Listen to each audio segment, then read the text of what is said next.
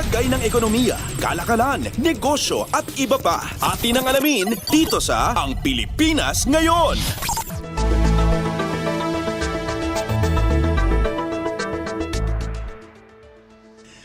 Hindi na prinoseso ng Philippine Amusement Gaming Corporation o PAGCOR ang mga aplikasyon sa operasyon maging sa expansion ng sites ng Internet Gaming Licensees o IGLs. Ito ang inihayag ni PAGCOR Vice President for Offshore Gaming and Licensing Department, Attorney Jessa Fernandez, sa investigasyon ng Quadcom sa Bacolor, Pampanga. Anya, para matigil na ang pagdaragdag sa mga IGL ay hindi na sila tumatanggap ng aplikasyon. August 1 din ay ipinag-utos na ang hiring ban sa mga kasalukuyang IGLs, kaya inaasahan nila na sa mga susunod na buwan ay papaunti na ang mga empleyado ng IGLs. Batay din sa kanilang monitoring, mula nang ipinag-utos ni Pangulong Ferdinand R. Marcos Jr. ang total ban sa POGO ay nagbawas na rin ng mga IGL sa kanilang operational sites. Tuloy-tuloy din anya ang koordinasyon nila sa ibang ahensya ng pamahalaan gaya ng Bureau of Immigration at Department of Labor and Employment para mabigyan ng displaced Filipino workers, gayon din ang pagpapadeport sa mga foreign workers. Lagay ng ekonomiya, kalakalan, negosyo at iba pa. Atin ang alamin dito sa Ang Pilipinas Ngayon.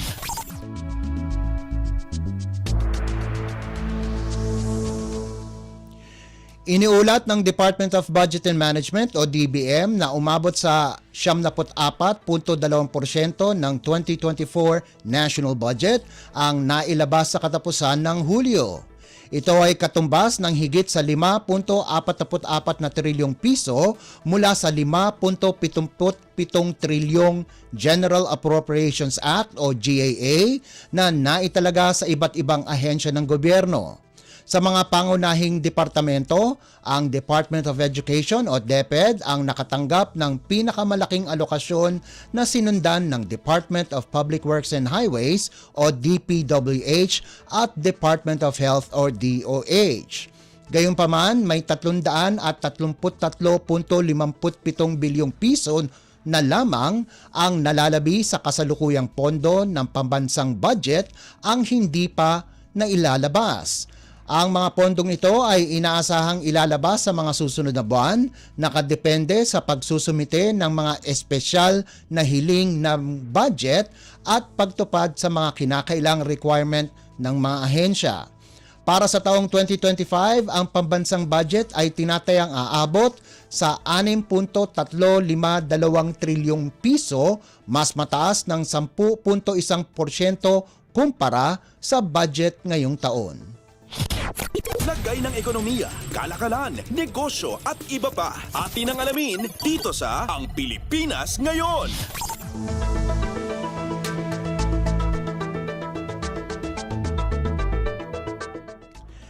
Pinagtibay pa ng Department of Public Works and Highways o DPWH ang pakikipagtulungan nito sa Asian Development Bank o ADB upang bigyang prioridad at pabilisin ang ilang mahalagang proyektong pang-infrastruktura dito sa bansa.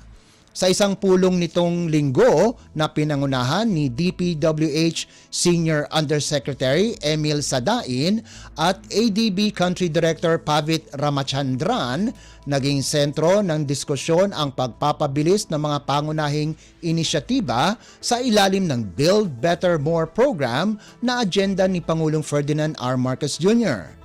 Kabilang sa mga tinalakay na proyekto ang Laguna Lakeshore Road Network o LLRN at Bataan Cavite Interlink Bridge at iba pa. Ang mga nasabing mga proyekto ay inaasahang magpapahusay ng connectivity at magpapalago sa ekonomiya ng bansa. Kapwa nangako naman ang DPWH at ADB na titiyakin nila ang mga proyektong ito ay naaayon sa pangmatagalang layunin ng bansa at sisikaping maabot ang pinakamataas na pamantayan ng kalidad, kaligtasan at kahusayan sa mga nabanggit na proyekto. Lagay ng ekonomiya, kalakalan, negosyo at iba pa. Atin ang alamin dito sa Ang Pilipinas Ngayon.